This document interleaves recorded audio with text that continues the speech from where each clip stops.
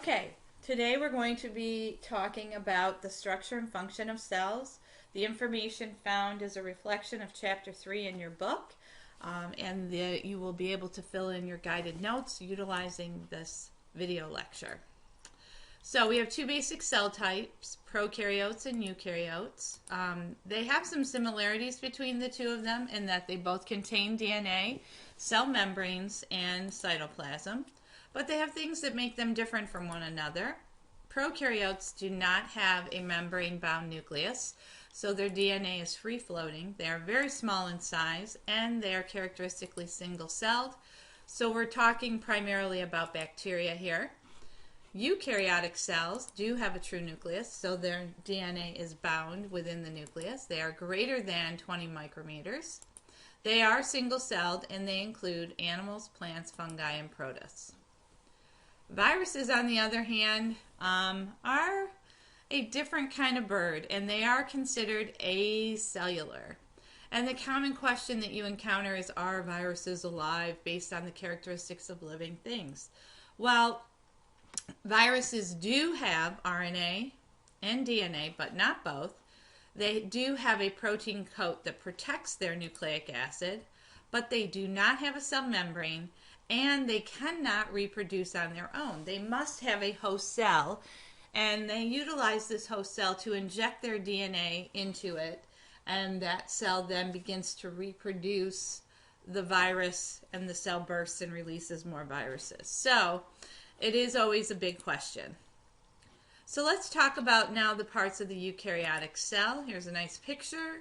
This is a photomicrograph of electron micrograph. So we have the nucleus. The nucleus encloses the cell's DNA, which we've already talked about. The nuclear envelope surrounds that nucleus, has the pores, which allows for the transfer of instructions out through the endoplasmic reticulum. The chromatin, which is the cell's DNA and protein.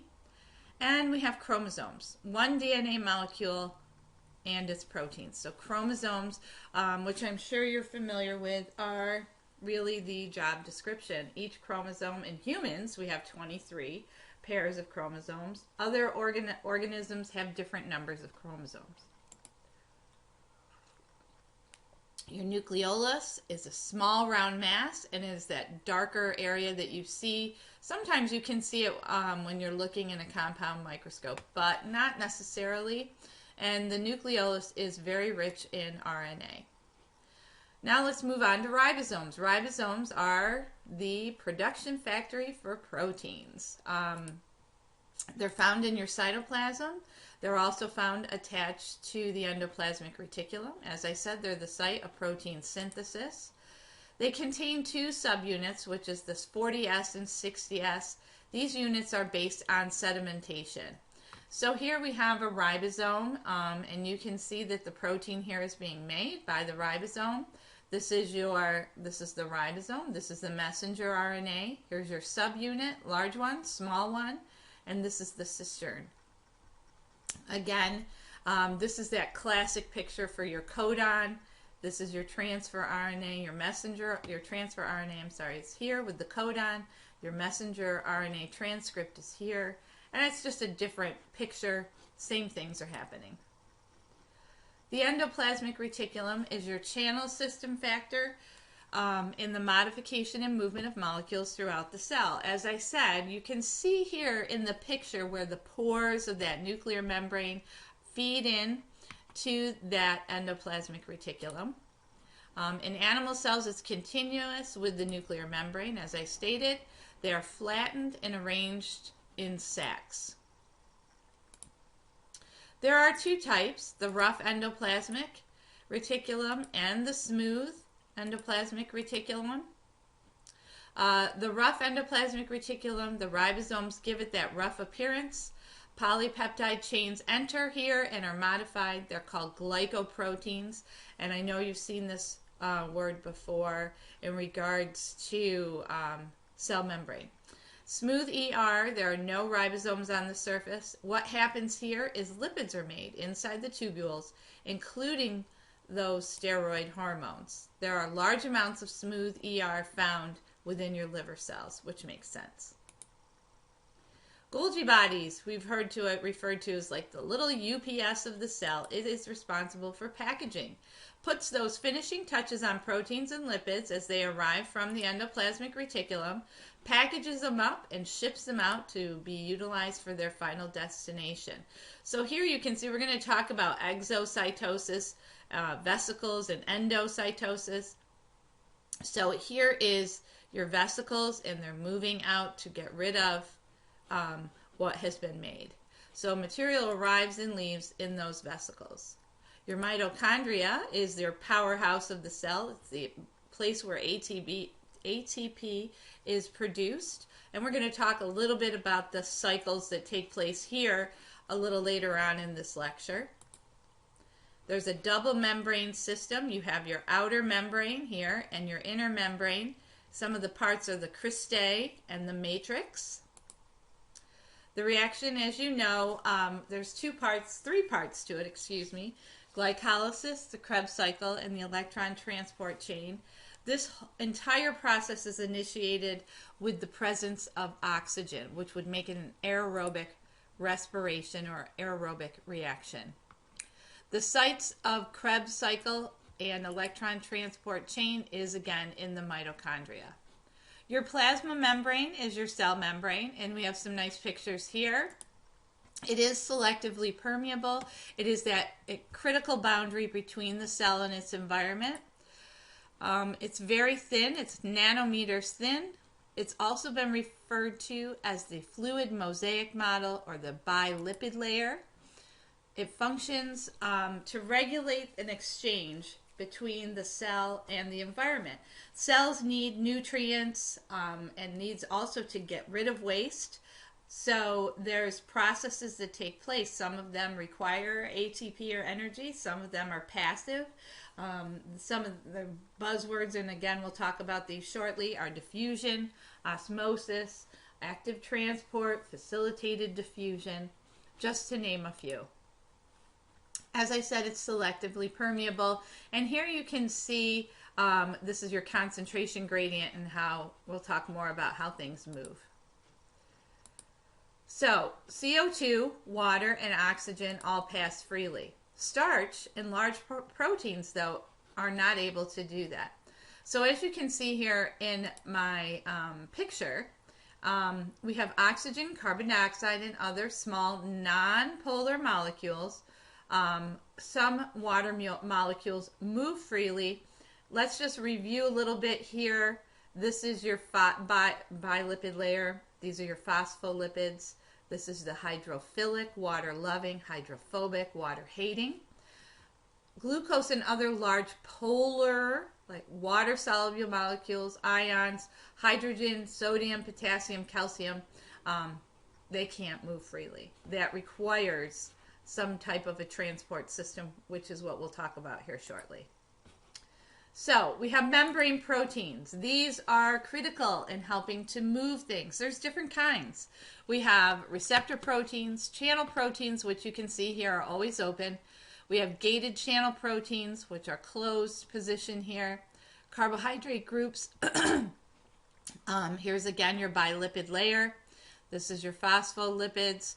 There's also cytoskeleton filaments here, which gives the cell its shape so that it doesn't collapse on itself. Some common features of nearly all eukaryotic cells are this plasma membrane, a nucleus, organelles, and other parts of the cytoplasm. But there is, as I said, the exchange across the plasma membrane. Remember that the cells are small, and because this makes them more efficient, the plasma membrane has to be permeable, allowing for that cell to obtain nutrients and get rid of waste. I'm going to let you know that you can reference this picture if it's not showing up well for you on page 53 in your book. Let's keep going here. So, as I said, you have those receptor proteins. This is for your hormones. And remember, that's a specific relationship. There's a certain shape. And here you have it here. You can see this is insulin. Insulin is a hormone. Here's the receptors. They fit in so that they can get through. Recognition proteins like glycoproteins, and that's for blood typing. Adhesion proteins attach to your cytoskeleton. So let's talk now about the movement. You have simple diffusion. And again, on page 55 in your book, you'll see a great demonstration of the generation of osmotic pressure by osmosis. So I just want to make mention of that, as well as a bigger description of passive transport, diffusion, and osmosis.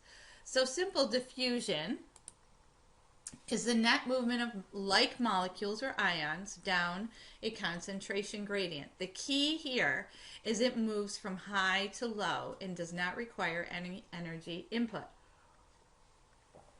As you continue to learn more and more about the body and the movement, you'll learn about water potential. We aren't going to talk about that today, but that is something that you'll learn about and the role that it plays here.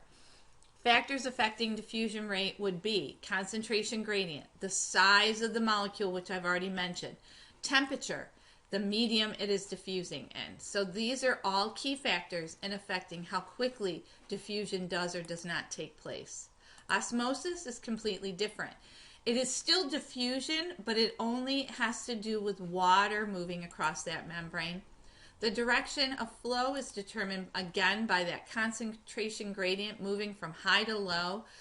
So the side that has the most solute has the lowest water concentration. And again, this has to do with that water potential that we're not going to go through today.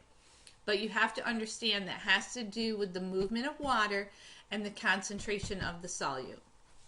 Tonicity is important in referencing the cell and its ability to maintain a certain pressure. It refers to the relative solute concentration of two different fluids. So here we're going to talk about, have three vocab words to talk about, and that is isotonic, where all your solutions are all equal here. The concentration, the solute concentration is equal to that of the cell. So water flows in and out at an equal rate. Hypotonic, the solute rate is lower than that of the cell, so the water will flow into the cell, causing swelling and possible bursting. Hypertonic is when the solute concentration is higher, so the water flows out of the cell, causing crenation or the cell to shrink. Facilitated diffusion, and again, this picture is here in your book on page 56, is a passive transport. And you can see here in the picture that it is certain molecules bind to that protein, triggering the change in the shape, transporting that molecule. Glucose typically enters the cell by this method. So you can see that high concentration is outside the cell, and it's moving from high to low. The flow of solutes here through the interior of passive transport proteins down their gradient because the shape is changing. It doesn't require energy and pass through transport proteins or channels. Active transport, on the other hand, requires ATP. And this picture is kind of small, but again, it's on page 57 in your book. So, the net diffusion of solute against the concentration gradient. So it has to actually now act like a pump. So we're moving things from low concentration to high. So that is why we are requiring that ATP. The binding of that ATP changes the shape of the protein, and you can see that here, as well as its affinity for the solute. Okay, so here's a great picture. This tells it all. And this is a tough one, and kids have trouble understanding this, but I'm going to make sure you know what page it is on. It's on page 60 in your book. This is the sodium-potassium pump, and I'm going to also put up another excellent video that kind of just tells you how this works, but I'm going to walk you through it step by step. So here we have the sodium ions at number 1 at the top here, binding. They bind to binding sites accessible only from the cytoplasm. Binding of the three, so it's always 3 sodium ions to bind to the sodium-potassium pump, stimulates that breakdown, and you can see it here, of the ATP into ADP plus P. The energy is released by ATP, causing the protein to change the shape and moving those sodium out of the cell. That loss of sodium exposes, as you can see here, 2 sites. So now we're going to take that potassium and move it in. That potassium binding triggers another change in the shape. It's transported into the cell, and the sodium binding sites then become exposed again. Once most of the potassium diffuses out of the cell, the sodium diffuses in, but slowly, and that cycle begins again. So the key things here that you have to remember is that the pump has to do with 3 sodium, 2 potassium, shape change is integral, and ATP is required. So why does this take place? Well, it allows the cell to maintain an environment of high potassium in the cell and high sodium out. As I said, there's 3 sodium ions pumped out, 2 brought in, controlling that cell volume.